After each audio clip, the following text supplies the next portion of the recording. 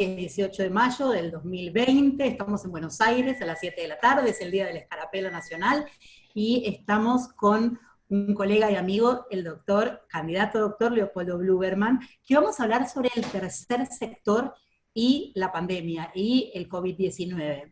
Leopoldo es, como muchos de nosotros, licenciado en Ciencias Políticas de la UBA, tiene una maestría en Relaciones Internacionales de la Universidad de Bolonia, y es candidato a el doctorado de la Universidad de Hull, en Londres, ¿no? Sí, de No, al Inglaterra. norte. Norte. No, muy bien. Ahora se desempeña como docente y como investigador en la Universidad Nacional de General Sarmiento. Es coordinador de la investigación del Centro de Innovación Social de la Universidad del San Andrés y dirige la licenciatura en Administración de la Universidad Nacional de Sarmiento. Así que, Leo, no solo un placer tenerte y verte después de tanto tiempo, sino poder hablar con vos otras cuestiones que no lo habíamos tocado en ninguna de las reuniones anteriores. Primero, te quiero agradecer y que des la bienvenida a toda nuestra gente. Bueno, primero, que nada, la calidad de siempre, las pilas de siempre, Lu y el equipo que te acompaña en el CEPI, que es fantástico, el laburo que están haciendo en esta construcción de comunidad virtual que se está haciendo, en la cual reflexionamos. Yo participo en la medida en que la agenda lo permite, porque hay mucho laburo, aunque no salgamos de nuestras casas. Bueno, por lo menos en mi caso, salgo lo menos posible, pero bueno, agradecerle a las chicas y a todo el equipo, y a todos quienes nos están escuchando hoy, como vos bien decís, sobre este tema tan particular, ¿no? Sobre un tema particular que encima no es que no lo tocamos, pero siempre está tocado, de alguna manera nosotros hablamos de repensando las relaciones internacionales, siempre en términos de poder, en términos de políticas, en términos de orden internacional, pero nosotros siempre lo vemos transversalmente, el poder, las políticas y las personas. Y hoy quiero hacer foco con vos, sé que vos te dedicás específicamente a analizar, estudiar, investigar lo que es el tercer sector, lo que es las organizaciones híbridas, que es algo que me gustaría que comentes, y ver específicamente y hacer foco en las personas en el sistema internacional. En este sistema internacional que vimos que es globalizado, es interdependiente, que está puesto en jaque de alguna manera, que nos interpela el COVID-19 en buscar alternativas creativas para que los individuos y las personas que somos parte del sistema internacional sigamos siendo ciudadanos y seguimos teniendo todos los derechos que hemos adquirido hasta el momento. Con vos podemos hablar de temas de los derechos humanos, podemos hablar sobre temas de las organizaciones sociales, públicas y privadas. Me gustaría primero que nos des un pantallazo general de qué hablamos cuando hablamos del tercer sector. Que ojalá encuentre la sapiencia, que no sé si tengo, para hacer una referencia dentro de una hora, ¿no? Para dar cuenta de qué es esa rara avis que es el tercer sector. A ver, lo primero es este desafío que vos traes en esta reflexión, al hablar de esas diferentes dimensiones de análisis que se tienen cuando se hablan de las relaciones internacionales. Recuerdo ese viejo texto de Graham Allison, en el cual habla de las diferentes imágenes, ¿no? Para dar cuenta de estos fenómenos, de los fenómenos internacionales, y vos hacés claramente hincapié en lo que son las personas y en lo que anda en algunas dimensiones nacionales, pero parte de ese bicharraco organizacional, como yo lo llamo, que son las organizaciones híbridas, vamos a ver que están un poco en diferentes esferas, en la esfera del primer sector, del segundo sector y del tercer sector, para retomar esta consulta, esta inquietud que vos planteabas. A ver, la idea de la sociedad civil tiene que ver con ese espacio que desde Hegel en adelante somos medio esclavos de todavía esa conceptualización, por lo menos quienes venimos de la ciencia política, de las relaciones internacionales, me atrevo a decir que también, en esa mirada entre el vínculo entre lo que es la esfera del lucro y la esfera de la pretensión del monopolio de la violencia legítima en un territorio, como diría nuestro amigo Weber. Bueno, lo que anda más o menos por ahí en el medio tiene que ver con la sociedad civil, básicamente con la idea del bien común y de la solidaridad. Digo, acá hay mucha biblioteca para reflexionar al respecto de cómo la conceptualizamos, pero básicamente la sociedad civil es ese lugar abstracto y con diferentes tensiones en su interior, en donde se articulan estas dos tensiones o estas dos lógicas, algunos dirían de manera más tensiva que en otros. Esto acá ya depende mucho de la ideología, del marco teórico, como podemos decir, desde el cual se parte. Ahora bien, cuando uno se pone a escarbar un poquitito, uno dice, bueno, pero estamos hablando de organizaciones de la sociedad civil y asumimos que la sociedad civil entonces tiene que ver con la solidaridad, más menos, palabra más, palabra menos, en donde básicamente lo que hay dando vueltas ahí tiene que ver con valores, o tiene que ver con lo que dentro de la jerga del análisis del tercer sector, que es un cuerpo disciplinario que abreva un poco en la ciencia política, un poco en la sociología, un poco en la organización, la teoría de la organización, administración, antropología, etcétera. Es un área dentro del campo de las ciencias sociales razonablemente reciente, medio siglo tendrán, mucho más como cuerpo autónomo de reflexión que como campo disciplinario. Se marca siempre esta doble tensión. Somos una organización de la sociedad civil. Esto es, tenemos una misión social, atender a algún colectivo que queda fuera o de algún proceso de representación política o de alguna asignación de bienes públicos, diríamos con jerga economicista, o que tiene alguna demanda que realizar ante algún tipo de autoridad, o que básicamente trata de desarrollar a través de la solidaridad formas de sobrevivencia económica. Esto ya nos vamos a meter en un poquitito más adelante. Y por otro lado tenemos una palabreja ahí que a los politólogos y politólogas que andamos dando vuelta por ahí, nos suena bastante, que tiene que ver con la idea de la organización, ¿sí?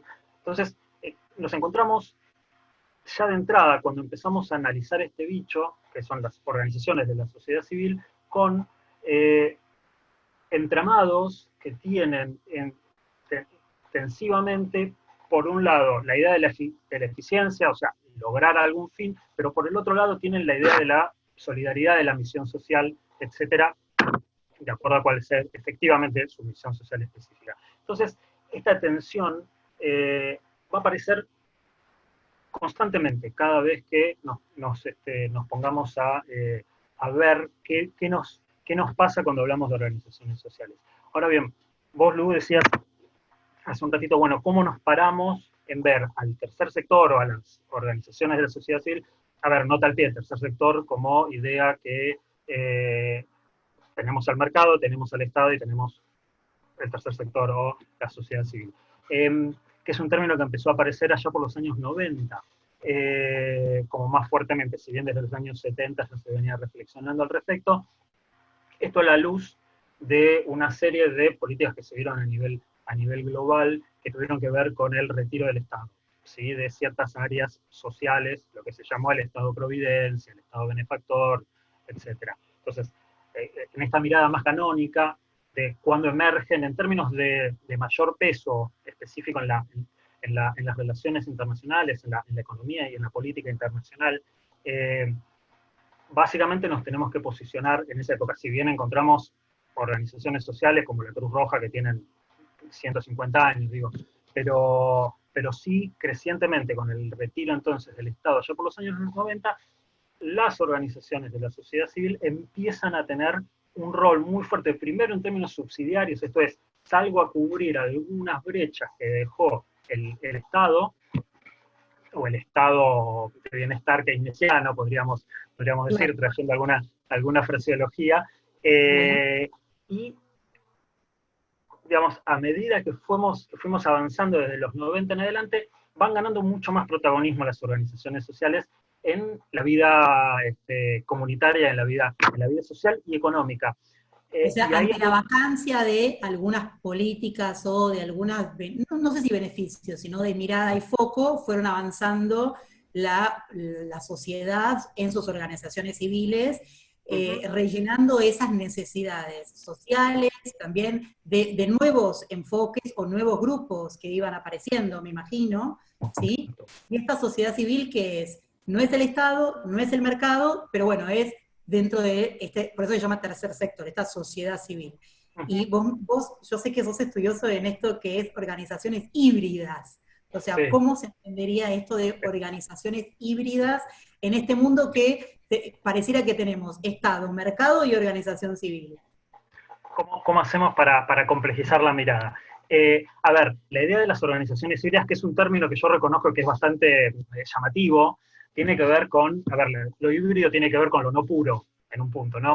Salimos de los tipos ideales beberianos y de toda esa época en donde nos sirve la reflexión como para tener justamente los marcos de referencia, pero, a ver, en los 90 justamente lo que se empieza a dar es, a ver, somos una organización social, necesitamos sobrevivir, ¿sí? O sea, ¿por qué? Somos un conjunto de gente que estamos haciendo algo. Por ejemplo, difundir actividades vinculadas con la reflexión de las relaciones internacionales. No importa. ¿Cómo hacemos? Bueno, tenemos tres posibilidades, no hay muchas más para que una organización de estas características se sostenga. O salimos a vender algo al mercado, ahí es donde la organización social empieza a tener algunas prácticas asociadas a lo que uno diría la empresa, ¿sí? La consecución del lucro. Por otro lado, lo que se puede hacer es tratar de tener algún tipo de financiamiento por parte del Estado, algún subsidio, ¿sí? Que de nuevo, con ese retiro del Estado hubo subsidios a que algún actor más especializado en conocer un terreno, unas demandas sociales específicas, a través de algunas políticas de descentralización, como vimos en Argentina, pero también en muchas partes del mundo, yo Estado, Leviatán, le pongo la plata a algún actor específico que conoce el terreno con mucha mayor eficacia que yo, que estoy en el nivel nacional y no entiendo demasiado el juego de alguna demanda local. Y por otro lado, otra posibilidad de sustentabilidad, como se la llama, para las organizaciones sociales, viene de parte de lo que son los aportes filantrópicos, que acá tenemos como dos grandes vertientes. Por un lado, los grandes aportes filantrópicos de las grandes fortunas o de las grandes fundaciones empresariales, que es parte de del bicho organizacional, ONGs o organizaciones del tercer sector, son las fundaciones. Y por otro lado, la donación de públicos sin tanto patrimonio. ¿Okay? Bueno, en ese lugar en donde hago algo de política pública, pero no soy el Estado, desarrollo iniciativas de mercado, pero no soy una empresa, es donde encontramos a las organizaciones, lo que se llaman las organizaciones híbridas. Esto es, desarrollo una misión social, pero para desarrollar esa misión social, lo que estoy utilizando son mecanismos fundamentalmente de mercado para tratar de sustentabilizar mis operaciones, ¿sí? Entonces, las tensiones que entran dentro de las organizaciones de la sociedad civil con esta característica de híbridas pasan a ser un poco las mismas que las de algunas organizaciones públicas y algunas organizaciones privadas. ¿Cuánto de tratar de obtener más recursos para sustantivizar mi misión social? ¿Cuánto hacer eso me desvía de lo que es la misión social que tengo? Pero está claro de que solamente apelando a la buena voluntad, digo, en ese sentido podemos tener una mirada más hobbesiana, si se quiere, del ser humano, digamos, cuánto de apelar solamente a la buena voluntad y a que la misión social es valedera, le quita sustentabilidad, porque solamente con buenas intenciones no se sostiene la organización. Entonces, en ese entramado de hibridez es donde nos encontramos hoy con las organizaciones sociales, que tienen desde los 90 en adelante, tienen una muy fuerte ligación, además, con lo que se llaman regímenes internacionales, particularmente allá por finales de los años 90 y los años 2000, empieza a desarrollarse este instrumento de Naciones Unidas, y lo traigo específicamente porque somos, digamos, mayormente un público muy interesado en las relaciones internacionales. Empieza a haber una mirada de entramado muy fuerte de estos regímenes internacionales con las organizaciones de la sociedad civil. Entonces ahí surge lo que se llama el Global Compact, que es esta iniciativa de Naciones Unidas para mover algo que estaba asociado a la inicialmente a la responsabilidad social empresaria y que ahora pasó a denominarse sustentabilidad, ¿sí? Esto es una terminología que, digamos, que tiene que ver con términos que se ponen más de moda, pero que dan cuenta de una realidad que hago una sola mención al pie para identificarlo, ¿sí? Uno puede identificar la idea de que la filantropía es yo pongo dinero y no espero un retorno a cambio, ¿sí? Una organización social. La idea de la responsabilidad social tiene que ver con apelar a alguna especie de impacto social, ambiental, económico que se genera con la actividad de las empresas, o sea, la mirada de los stakeholders que están afectados por la acción de cualquier organización. La idea de la sustentabilidad apunta a integrar todos estos conceptos al negocio de las empresas o a la actividad central de un organismo público, etc. O sea, incorporar ya directamente al ADN de la gestión, lo llamaríamos, a esta mirada 360 de tener en, el, en la concepción de la actuación pública a toda la comunidad. Y ahí es donde Naciones Unidas, por lo menos entre los 90 y la primera década de los 2000, jugó muy fuerte. Y hay unas 13.000 empresas que se comprometieron a cumplir con los objetivos de desarrollo Sustentable. del milenio, con los 10 principios del Pacto Global. Bueno, esa es, si se quiere, como el entramado institucional dentro del cual esas organizaciones híbridas, que, a ver, para darle un dimensionamiento, porque si no parece que estamos hablando de algo que es medio marginal, emplea más o menos a nivel local en Argentina, más o menos un 6% de la población económicamente activa está vinculada con el tercer sector, y a nivel internacional, esto es una investigación de la Universidad de Johns Hopkins que hace como todo un esfuerzo por tratar de homogeneizar a qué llamamos tercer sector, porque también es, en algunos lados, algunas cosas aparecen dentro del tercer sector en las cuentas nacionales y en otros no. Este trabajo de la Universidad de Johns Hopkins, que si a alguien le interesa, tiene, bueno, las chicas pueden pasar mis datos o algo, digamos, lo podemos compartir, etc. Dimensionan en que más o menos el tercer sector, a través de estas tres formas de financiamiento, le hace donaciones, venta de productos o de servicios en el mercado, o subsidios, mueve más o menos el equivalente al PBI de Japón. Obviamente Wow. es comparar peras con manzanas, sería como el quinto o el sexto PBI a nivel global. O sea, es un No, está 6%. bien, pero se ve la importancia y el dinamismo que tienen, la importancia también en esto que contabas de la institución de Naciones Unidas, de escuchar desde el Global Compact a el tercer sector, ¿no? Escuchar a la ciudadanía global en qué tienen que decir, además de los estados, que obviamente son como los miembros principales de las Naciones Unidas, pero además de los estados, sino, bueno, la ciudadanía tiene algo para decir que no representan a los estados, pero sí representan a empresas y a algunas fundaciones, ONGs, organismos que se dedican a rubros que pueden llegar a ser miles y diferentes, obviamente, en esa cuestión. Y sobre este tema del tercer sector que habíamos dicho, bueno, de hablar y llevarlo un poco a cómo impacta y cómo interpela esta pandemia o el coronavirus y esta amenaza global al tercer sector. Ok, Lu.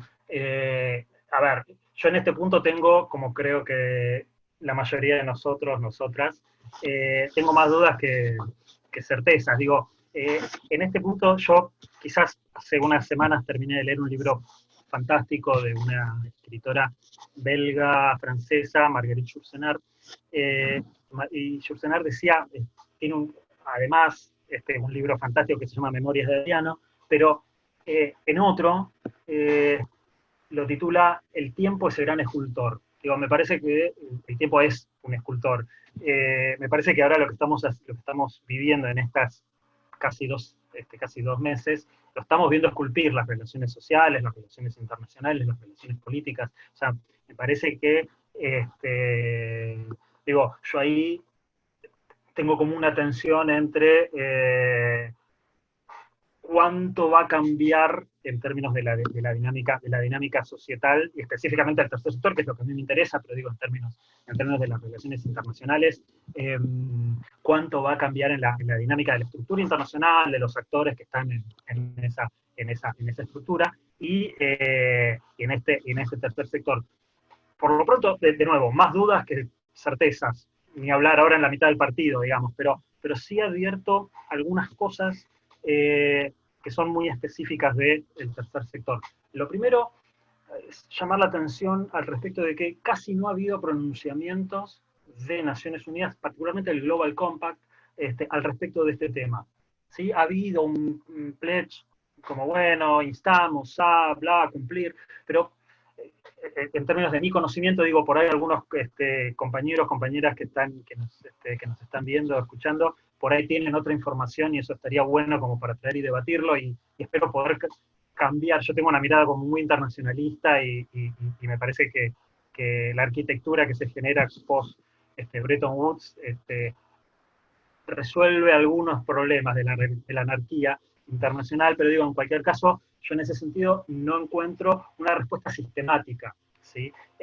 Lo cual después lo podemos debatir mucho, si tiene que ver con que han emergido liderazgos que tienen una mirada un poco de bastante desconfianza en su narrativa de la sociedad civil, y hay miradas de líderes de grandes potencias que ven a las organizaciones de la sociedad civil como actores que tienen una mirada internacionalista, que no respeta la soberanía nacional y toda una serie de cuestiones que dificultan los consensos para generar algún tipo de pronunciamiento más fuerte de Naciones Unidas o de apoyo más fuerte de Naciones Unidas dentro de este instrumento, que de nuevo es un instrumento voluntario, no es un instrumento, ¿cómo se llama?, taxativo y que genere, digamos, que haya algún enforcement ahí, digamos, depende mucho de los CEOs y de las voluntades de los órganos de gobierno, de las empresas y de las organizaciones de estar articuladas dentro de este Global Compact. Pero en cualquier caso, el primer elemento que aparece es ese, es que no hay, si se quiere, una respuesta de alto impacto en términos de los órganos de gobierno a nivel internacional. Por otro lado, sí nos encontramos, y esto no es escaparle, sino que solamente a tu pregunta, que es irrespondible en un punto, por lo menos dentro de lo que yo estoy analizando, pero que sí quiero traer la complejidad del sector. A ver, decía, las organizaciones tienen tres formas de financiarse, ¿no? Salir a vender cosas al mercado, filantropía de algún tipo, o subsidios, ¿sí? En este contexto, que es casi global, de parate a nivel casi global, las organizaciones y los terceros sectores nacionales que se apalancan muy fuertemente en el mercado, la están pasando súper mal porque no hay, o sea, está todo muy parado desde el mercado. O sea, ¿dónde salís a vender lo que sea que hagas en términos de algún bien o servicio que te sirva para sustentarte en tus actividades? Asumamos, por otro lado, que hay tipos de organizaciones sociales que este tipo de cosas les resulta más difícil porque entran en una tensión mucho más fuerte con su misión social. Por ejemplo, las organizaciones de derechos humanos. Las organizaciones de derechos humanos dependen de otro tipo de fuente de financiamiento que no está tan asociado al mercado por los conflictos que pueda haber por cuestiones éticas, etc. Digo, pero también la tienen compleja con recibir donaciones, grandes donaciones de empresas o subsidios estatales, por si los estados están con algún récord medio complicado en términos de derechos humanos, o las empresas también en alguna parte de su cadena de valor por ahí desarrollan, aunque sea tercerizadamente, algún tipo de práctica empresarial que no está reñida con los principios de Naciones Unidas en términos del trabajo. Entonces, en ese caso, ese tipo de organizaciones descansan mucho en la donación individual pequeña, ¿sí? Y ese tipo de fuente de financiamiento, por supuesto que con la economía bastante parada, también es bastante dificultoso. Uno puede decir, bueno, pero esto también depende del volumen de circulación del dinero electrónico, porque no necesariamente tengo que verla a algún alguna persona de Oxfam o de Médicos Sin Fronteras en la calle para darles, sobre eso puede hacer la transferencia. El tercer sector inglés, que un poco por el desarrollo profesional conozco un poco más, le está pasando súper mal, porque este tipo de donaciones que son mucho más voluntarias, que son dar 2 libras, 5 libras en la calle, bueno, está roto, eso está roto, y es un volumen muy importante. De hecho, ya había empezado antes de todo este bolonqui, pero lo terminó de escalar ahora una organización con una espalda enorme en términos financieros, que es Oxfam, está haciendo layoff de gente porque no lo puede sostener. Por otro lado, sí hay organizaciones sociales que dependen o que se financian con grandes donaciones, de grandes fundaciones, de grandes fortunas, que la están pasando un poquitito menos mal, y el sector público, los subsidios del sector público, con esta cosa subsidiaria, es decir, necesito ir a cubrir la emergencia, digo, esto lo vemos en Argentina, pero también aparece en otros lados, hay una lógica de descentralizar dentro de la emergencia, de lo que se diría en términos poco académicos, bajar dinero, flexibilizando condiciones en términos de la formalidad, etcétera. Insisto, no es un tema local, es un tema que se está dando a nivel global. Digo, de hecho, en la CARES Act que saca Donald Trump, de hecho se saca esta idea de dar préstamos para ONGs o para non-profits. Entonces, digo, hay una lógica de salir a cubrir la emergencia con dineros públicos, pero canalizados a través de actores que conocen la problemática de, por ahí, algunos colectivos que están pasándola particularmente mal en este contexto, migrantes, diferentes tipos de minorías, etcétera, que bueno, que ahí el rol del sector público pasa a ser bastante fuerte para sostener, para aportar a la sustentabilidad de este tipo de organizaciones.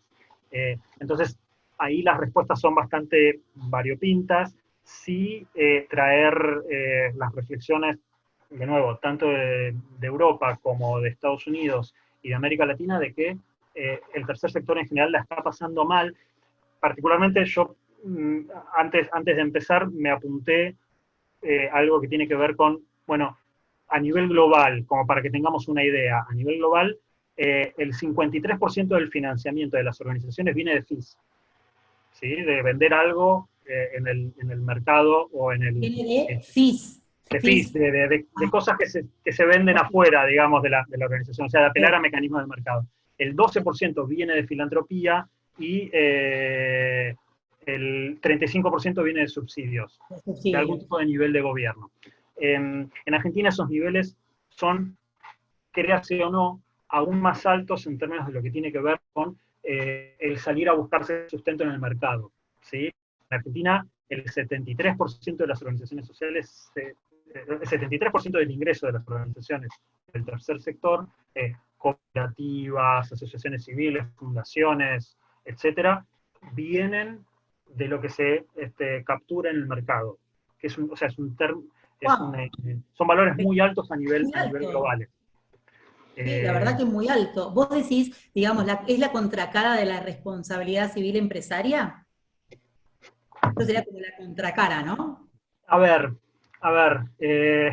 Porque por un lado las empresas tienen diferentes programas de responsabilidad civil empresaria, entonces, bueno, de alguna manera hacen su aporte a diferentes organizaciones del tercer sector, como vos decías, ¿no? A ver, voy a dar un ejemplo, Techint, Coca-Cola, digamos, grandes empresas que tienen Pharmacity, no sé, para no decir, no quiero dar ningún chivo, pero nada, es algunas empresas que tienen esta responsabilidad, o no sé, responsabilidad civil empresaria, y ponen plata del mercado, la transfieren al tercer sector para algunas cuestiones. Y vos decís que en Argentina esto es el 73% de los ingresos del tercer sector, es un montón. No, el tercer sector, 7 de cada 10 mangos, el tercer sector se los consigue por sí mismos. ¿Okay? Se los consigue por sí mismos. Es solo el 12%, o sea, 1 de cada 10 mangos, las organizaciones sociales lo sacan a través de donaciones, de personas de mucho o sea, es un tercer sector muy pro mercado, para salir a provocar un poco, ¿sí?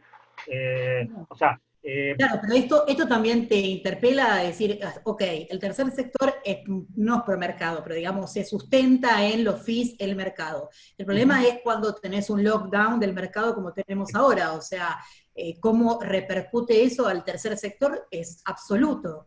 fuertísimo, fuertísimo. O sea, de hecho, yo solamente rastreé en no menos de entre 5 y 10 notas, tanto en Inglaterra como en Estados Unidos, como en los grandes agregados de lo que son las pérdidas de empleo, y es fuertísimo. El impacto más fuerte se está dando acá. Porque, a ver, hay algo, si se quiere, como el doble, acá me pongo un poco más teórico, que es como el trade-off de estas organizaciones de la sociedad civil, que es que en general no tienen mucha estructura, ¿sí? Es gente que se articula para tratar de solventar alguna demanda, etcétera. Vamos, las organizaciones sociales, que las hay enormes, con una gran espalda, son un N muy pequeño, muy, muy pequeño, y las tenemos todos bastante en la cabeza, digamos, y que operan a nivel global. Eh, Esas organizaciones sociales tienen una estructura muy fuerte, un back office muy, muy fuerte, y tienen un poco de espalda financiera para sostenerse, ¿sí? A pesar de lo que les comentaba de Oxfam, tienen un poco más de espalda financiera para sostenerse. Las organizaciones pequeñas, que son la gran mayoría, ¿sí? Digo, más del 90% de organizaciones sociales a nivel global son chiquititísimas, y no tienen espalda. Y en este contexto, si uno no rastrea políticas nacionales oficiales de apoyo al tercer sector, la verdad que tienen realmente, digamos, no es por ser dramático ni nada, pero digamos, la sobrevivencia de un porcentaje muy, muy fuerte va a estar impactada. Ahora, el otro lado de esto es, ok, son organizaciones pequeñas, ágiles, eficaces, ¿sí? No son ni siquiera, Adaptables, ¿cómo? adaptables, Son adaptables, readaptables, flexibles, súper claro. adaptables. Exactamente, ese, si se quiere, la flexibilidad es como el elemento Sí. organizacional como más fuerte que tienen las organizaciones sociales, la resiliencia, lo podríamos llamar, eh, Ujú. en donde, a ver, tienen digamos, un desafío fuertísimo en estos momentos, estas organizaciones pequeñas, para tratar de readaptarse, ¿sí? Obviamente, tratar de que Médicos Sin Fronteras, entre paréntesis, como está haciendo ahora en Europa, esté tratando de generar algún tipo de cobertura sanitaria en Europa, y de tratar de bancar un poquitito en términos de la logística de alimentos, etcétera.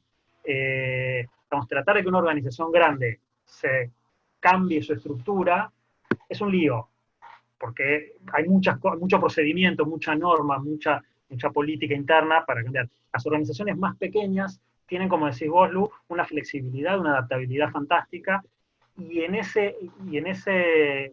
esa pregunta que yo me traigo, bueno, cada uno se hace las preguntas que puede, qué sé yo, pero digo, en un punto, el gran desafío para las organizaciones sociales en este mundo durante coronavirus es cuántas de estas organizaciones más pequeñas van a poder reinventarse en un punto para Claro. poder ser receptores de ese mayor tamaño que está teniendo el Estado, ese mayor rol social que está teniendo el Estado. Digo, uno después sobre esto puede tener una mirada laudatoria o no, no importa, pero sí hay una realidad evidente a nivel internacional, y es que el Estado está jugando muy fuerte en términos de las políticas sanitarias, de las políticas sociales, para tratar de sostener la demanda agregada, toda una serie de cuestiones que con este parate, como decías, Lu, es medio una estrategia de sobrevivencia en términos Totalmente. sistémicos. Igualmente, creo que podemos identificar dos escenarios bien distintos. Un escenario local, ¿no? Porque nosotros hablamos de lo local, ¿no? Lo local Sí, y lo global, ¿no? Como distintos escenarios. Hay un escenario local nacional que vos bien lo marcaste, que quizás, digamos, esto se ve muy, muy, muy perjudicado por esta parate y lockout del mercado, ya que dependen tanto de eso. Y hay otro que es escenarios globales, que tienen que ver quizás con uno de los observatorios que nosotros tenemos de todo lo que es asuntos humanitarios. Lo que estamos viendo también es que grandes, digamos, fundaciones, asociaciones civiles que tratan sobre temas globales, en términos de asistencia humanitaria internacional, que captan fondos no solo de estados, sino como vos bien decías, ¿no? De filantropía, de estados, de quizás de uniones regionales, Unión Europea, etcétera, etcétera, también están impactadas y estamos viendo cómo algunos colectivos o algunos grupos en situación de vulnerabilidad o de extrema vulnerabilidad, como son los desplazamientos forzados de población, se ven absolutamente perjudicados, porque las mismas organizaciones que trabajaban para ellos se ven desfinanciadas por esta urgencia de la pandemia, ¿no? Entonces, es como un doble impacto, el impacto a nivel global del tercer sector y el impacto a nivel local del tercer sector. ¿Vos lo podés ver así también? Coincido totalmente, y de hecho esto nos lleva, digamos, a constatar una verdad de perogrullo, pero la quiero traer en estas organizaciones de advocacy, como se les suele llamar, ¿no? que traen a la luz este tipo de situaciones sobre las cuales, digamos, desde tu laburo, Lu, profesional, en adelante, digamos, han trabajado en iluminarnos y en darnos cuenta de cómo tratar de desarrollar estrategias que protejan a este tipo de poblaciones, este tipo de sectores desfavorecidos, se encuentran en una posición de extrema debilidad estas organizaciones de advocacy, pero por otro lado han cambiado muy fuertemente las formas. Esto se puede ver a lo largo, de nuevo, la casuística es estos últimos 2 meses, y de nuevo, yo acá pido piedad en términos de que digo, quizás todo esto termina y no, digamos, no termina de cambiar las mores luego de que salgamos de esta situación tan acuciante. Pero sí me da la impresión de que hay nuevas formas de visibilización en términos de las demandas insatisfechas de este tipo de colectivos. Con las complicaciones... ¿En términos de advocacy? Sí, o sea, es tratar de visibilizar a través de otro tipo digamos, de estrategias que cómo hacemos para que se hable de este tema si en realidad todo el mundo está hablando de cómo nos impacta en el nivel de actividad, digamos, de estrategias un poco más creativas en términos de dar a conocer este tipo de situaciones dramáticas, aprovechando las tecnologías de información, aprovechando la mirada más sensible que hay con respecto a problemas sociales. Digo, porque saco a Argentina porque siempre Argentina, digamos, estamos hablando de política internacional, digamos, si bien somos parte, por supuesto, digamos, prefiero salir del debate, pero sí nos encontramos en que a nivel internacional se confió durante muchísimos años en que había algunas herramientas que el Estado no necesitaba proveer para tratar de solucionar determinadas demandas. Entonces, en ese proceso es donde estas organizaciones sociales y organizaciones sociales que se dedican a otro tipo de sectores, es donde empiezan a ganar legitimidad, como bien charlábamos hace ya unos 40 minutos.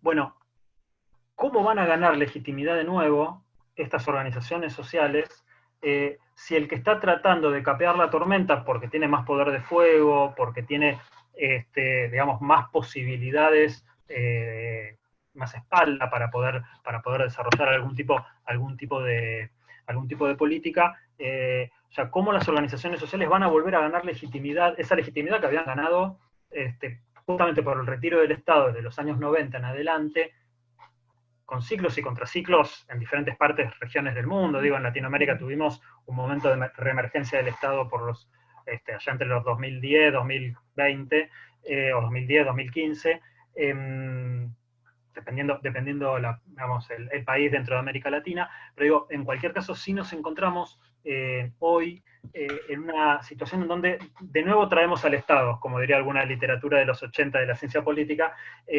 Bueno, ¿cómo hacen las organizaciones sociales para tratar de tomar un poco de aire, para volver a ganar legitimidad social en este contexto, en donde de Mira, nuevo la... a mí lo que se me ocurre como para el debate también, ¿no? Porque las organizaciones sociales no solo hacen advocacy, tratan de influir, como vos bien dijiste, en la agenda setting, digamos, en setear la agenda, también de hacer policy, perdón que hablemos en inglés, pero es como de poner políticas públicas y poner en la agenda para que esto sea una política pública, algunas cosas, y también hacer accountability, ver las responsabilidades. Y me parece que eso es un buen terreno para pensar en este nuevo escenario, ¿no? Ver el tema de las responsabilidades del Estado, que el avance del Estado es evidente, pero porque tiene una responsabilidad de responder el Estado ante una emergencia sanitaria, social y económica como que la que estamos viviendo. No hablo de la Argentina, sino hablo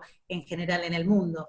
Me parece que la tarea de accountability que por ahí tiene el tercer sector o algunas organizaciones civiles del tercer sector podría ser un buen escenario para plantearse. A ver, Quiero luego abrir un poco, ahora me contestás, pero quiero abrir un poco al debate a los demás porque faltan 15 minutos y quiero que vos veas a todos los que están participando, que seguramente preguntan. Pero ¿no te parece que por ahí puede venir por la parte de la accountability?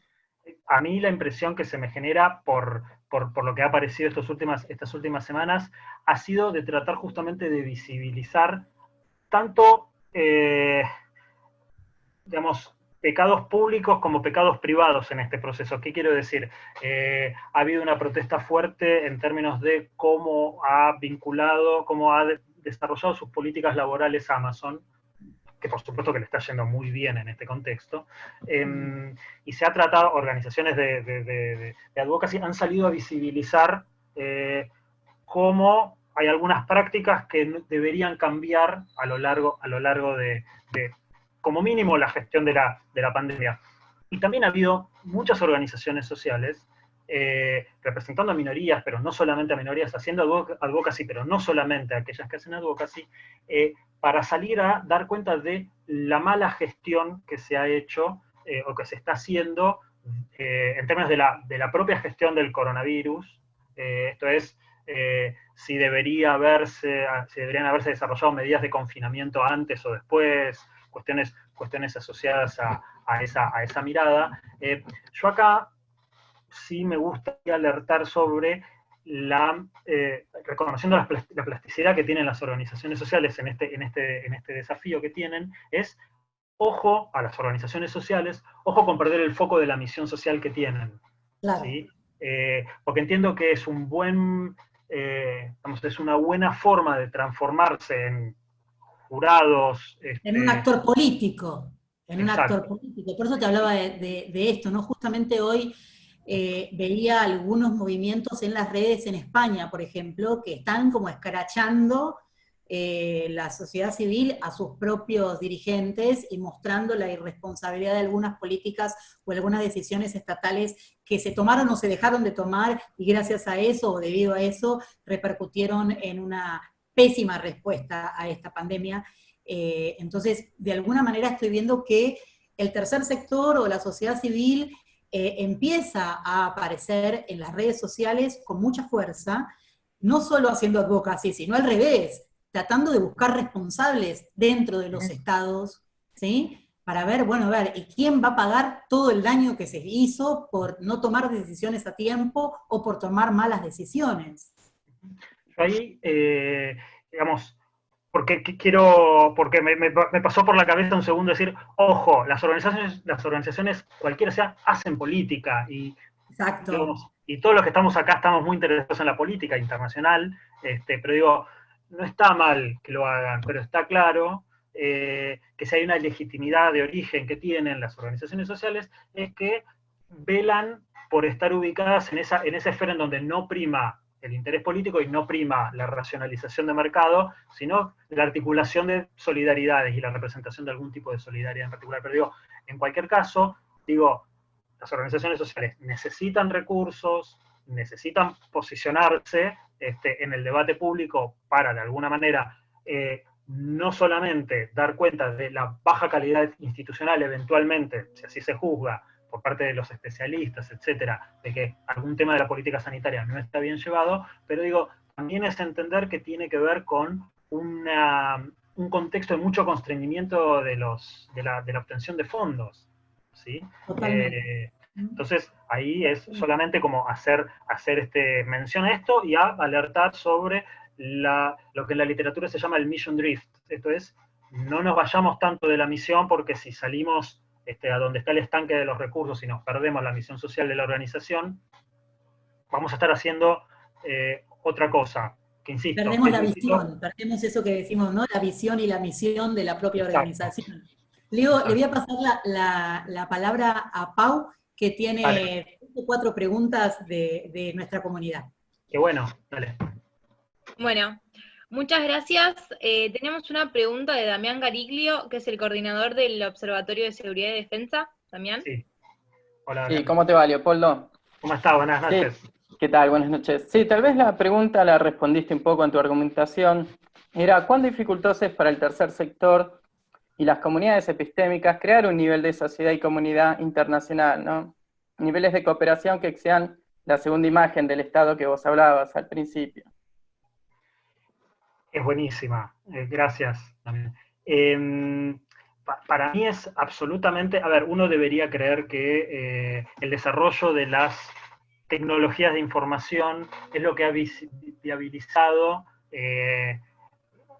pensando en un autor que se llama Lester Salomon, de Estados Unidos, que él dice, ¿cómo entendemos la posibilidad de existencia del tercer sector, particularmente luego de los 90 en adelante? Entonces él habla de diferentes crisis que se fueron dando, la crisis del socialismo, la crisis del estado del bienestar, etcétera, digamos, todos estos elementos que trajimos. Él dice, y no podrían haber sido entendibles la posibilidad de articulación en términos primero locales, porque las ONGs primero son un movimiento eminentemente comunitario, local por definición del objeto de estudio, y que luego van generándose como redes hasta la posibilidad de ampliar una articulación a nivel global. Dice, no podemos entender el desarrollo del tercer sector si no es por el desarrollo concomitante que se da entre los años 70, 80 en adelante con las tecnologías de información que hacen mucho menos costosa la posibilidad de articulación fundamentalmente de los sectores de clase media que en los años 70 se vieron como muy afectados, dice, por el proceso de estanflación que se da en Estados Unidos y en Europa. Entonces, los sectores de clase media con un poco mayor de capital social para traer a Bourdieu al debate, bueno, se trataron de organizar defensivamente para tratar de defender, valga la redundancia, sus intereses, y encontraron en los medios, digamos, en los medios de información, en los medios de comunicación de la época, ni hablar ahora, por supuesto, la posibilidad de potenciar la acción colectiva en términos globales. Digo, entonces, está este debate que de nuevo, yo, Damián, no tengo una respuesta ni de casualidad, tengo, digamos, intuiciones, y entiendo que, por lo menos lo que me pasa a mí, con esta mirada positiva que uno podía tener inicialmente con el desarrollo de tecnologías de información en términos de la articulación de una ciudadanía más activa, digo, en la actualidad, de nuevo, por ahí me estoy metiendo en temas culturales que me exceden en términos de mi conocimiento, pero me da la impresión de que hoy resulta más dificultosa por el volumen de información que tenemos y el volumen de ruido que tenemos en términos internacionales para el desarrollo de acciones de estas características. Siento que le pasé un poquitito de costado a tu pregunta, pero eso es... No, está bien, era muy amplia, así que bueno, gracias. ¿Tenemos otra pregunta, Pau? Dale. Sí, tenemos otra pregunta de Jorge Moreno. Jorge. ¿Y cómo estás? Hola, Jorge. Buenas tardes. ¿Qué tal? Buenas tardes, ¿cómo estás? Bien, un saludo desde Lima, Perú, y muchísimas gracias por la conferencia magistral, y especialmente saludos a Luciana. Fíjate, que mi pregunta es la siguiente, ¿no? De que yo quisiera preguntarte, ¿qué es cierto hay de que George Soros financia varias de estas organizaciones del tercer sector? Y finalmente, ¿qué es lo que busca, no? Por lo que se comenta es de que él, de que este magnate gasta su fortuna tratando de cambiar, generar leyes, algunas opiniones en la sociedad civil en temas muy amplios, no como el aborto, como el ateísmo, la legalización de las drogas, la educación sexual, la eutanasia, el control de armas, la inmigración, o sea, que es cierto es de que él está financiando varias de estas ideas y finalmente qué es lo que él busca, ¿no? Gracias. Lo que él busca en su foro íntimo, la verdad que no lo tendría en términos, digamos, a ciencia cierta, digamos, cuáles son sus objetivos, si se quiere, como reales. Digo, lo que sí es cierto es que Soros desarrolla una trayectoria profesional muy exitosa en el ámbito financiero y genera una gran fortuna, es una de las fortunas más grandes, y al igual que muchas grandes fortunas, estoy pensando, para hablar de Soros, pero también para hablar de otras grandes fortunas que han desarrollado una gran inversión social privada, la fundación de Bill y Melinda Gates, etcétera, que son de los actores globales más fuertes ante lo que es la filantropía. Digamos, decía, al igual que ellos, mueven una agenda muy progresista, ¿sí? Y efectivamente financian desde su propio armazón institucional, pero también a través de diferentes llamados a nivel global, un paraguas de organizaciones. Esto es absolutamente cierto, digamos, esto uno lo puede digamos, chequear con bastante no digo facilidad porque, digamos, tiene que ver específicamente con un sector que no demasiado de nosotros por ahí está como en la temática, pero sí es cierto que hay fuertes financiamientos a iniciativas con un corte bastante progresista, vamos a llamarlo así. Perdóname que te interrumpa, el hiato o la contradicción que uno puede encontrar en actores financieros que después desarrollan este tipo de iniciativas, como diría alguna gran pensadora, lo dejo a vuestro criterio, pero digo, para traer un ejemplo que si se quiere queda bastante claro, digo, un actor muy fuerte dentro de lo que tiene que ver con los fondos de sustentabilidad y la mirada de lo que son las finanzas de impacto, etcétera, es BlackRock, ¿sí? Que es el actor que más activos maneja en todo el mundo y de hecho es uno de los tenedores de deuda argentina más fuertes, pero también juega muy fuerte en el ámbito de las finanzas de impacto, esto es, de poner dinero en proyectos sociales que generen impacto ambiental, económico y social, valga la redundancia. Entonces, digo, ahí sobre las motivaciones institucionales o personales de cada uno preferiría no hacer una referencia, pero en cualquier caso, Jorge, lo que vos señalás es correcto en términos del financiamiento de una agenda progresista, digamos. Creo que tenemos una pregunta más de Candela, que es la coordinadora del Observatorio de Política Internacional. Cande, ¿estás ahí? Así es la última pregunta. Sí, mi pregunta es, ¿cuál sería el peor escenario posible con respecto al tercer sector si pierden la financiación y por esta lógica de que el mercado en sí está cayendo, que estamos entrando en una profunda recesión? Como que me gustaría saber como el peor escenario posible para el tercer sector, si se requiere que estas organizaciones con mirada al mercado cierren, o cómo sería esa posibilidad, o bueno, también la otra posibilidad de a lo mejor modificar y buscar otra salida, pero como tener los dos escenarios para hacer el paralelismo. Mira, está buena la pregunta, la verdad que es medio una pesadilla, porque digo, también futurología es como medio difícil de plantear, pero digo, hay un elemento positivo y un elemento negativo, y las tasas de natalidad y mortalidad, digamos, en términos ecológicos, sí, si se quiere, que tienen las organizaciones sociales, son altas, ¿sí? O sea, nacen y mueren muchas.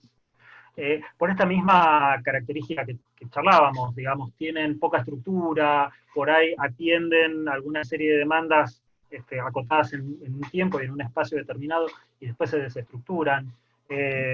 Usualmente es un fenómeno que desde los años 80-90 se ha ido profundizando, esta característica. Con lo cual el peor escenario está asociado con un retiro del Estado del financiamiento a estos sectores, que de nuevo, que en Argentina, me atrevo a decir, es es bastante fuerte, en términos de la contención de ciertos grupos vulnerables, etcétera, en barrios muy complicados, en situaciones sociales muy complicadas, particularmente en el AMBA. Pero digo, en tanto y en cuanto no puedan acudir a un mercado que está parado y que las asignaciones de recursos las pone más hacia el mercado, digo, hacia la sobrevivencia que hacia la filantropía.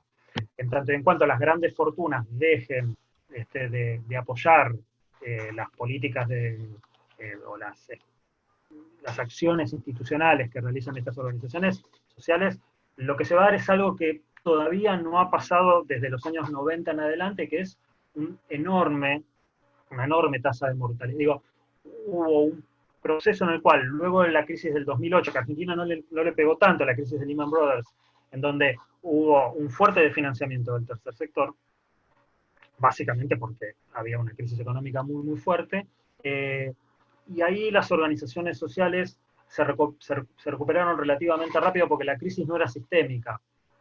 Estoy pensando particularmente en los lugares donde sí pegó la crisis financiera, ¿no? En Estados Unidos, en Europa.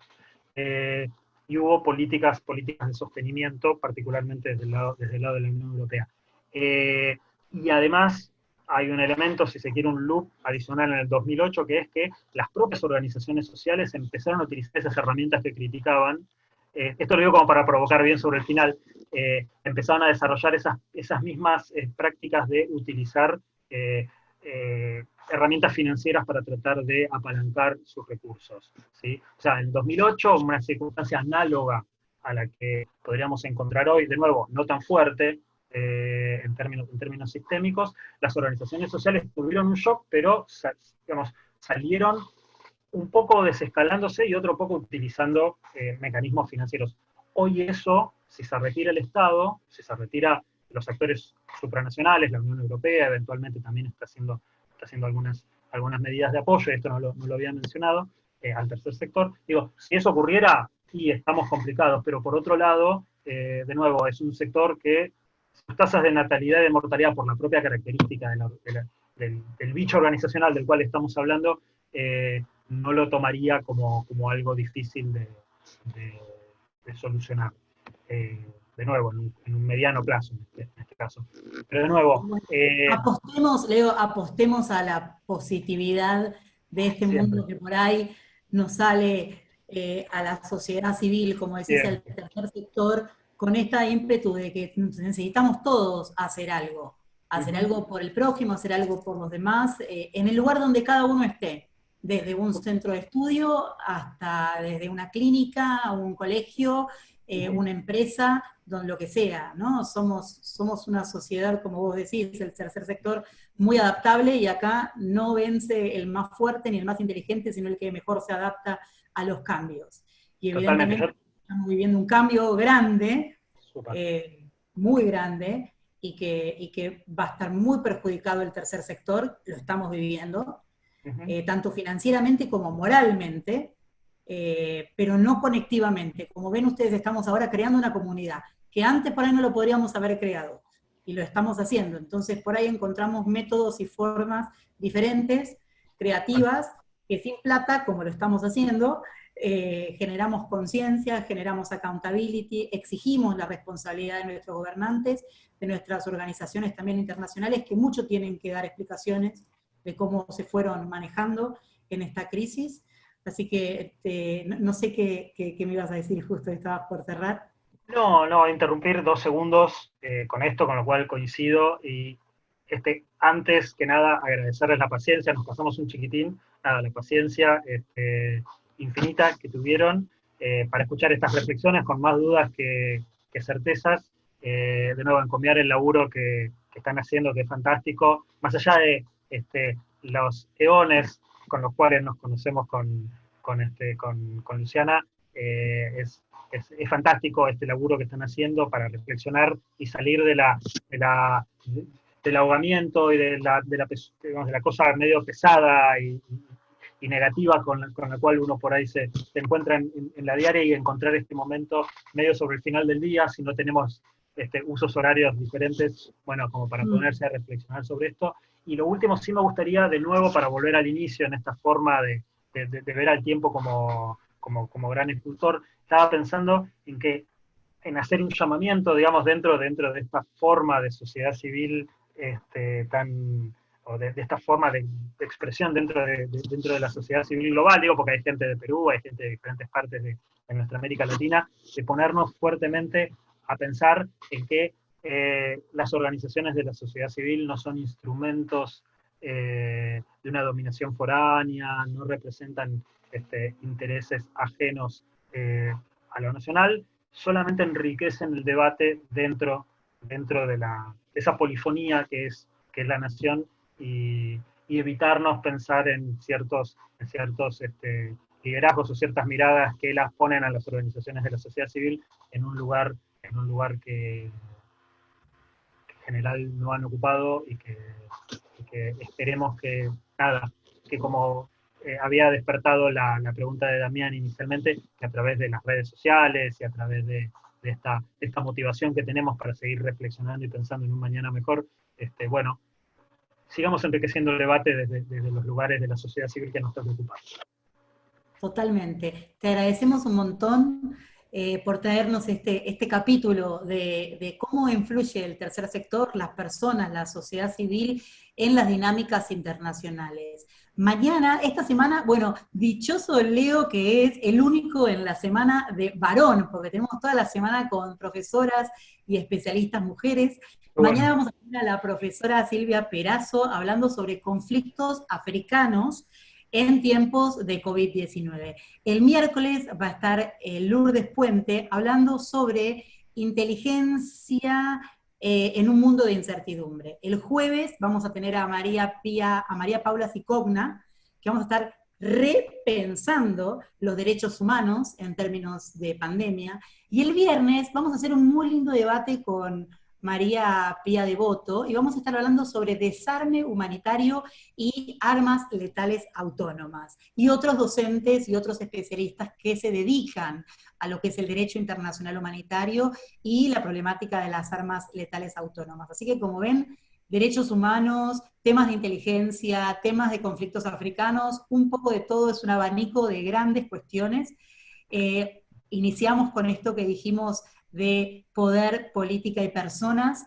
Cierro con las personas. Creo que lo que nos va a salvar somos nosotros mismos, la solidaridad entre nosotros, el repensar las relaciones internacionales con la sociedad civil involucrada, quizás, y con mucho mayor protagonismo que en los siglos anteriores.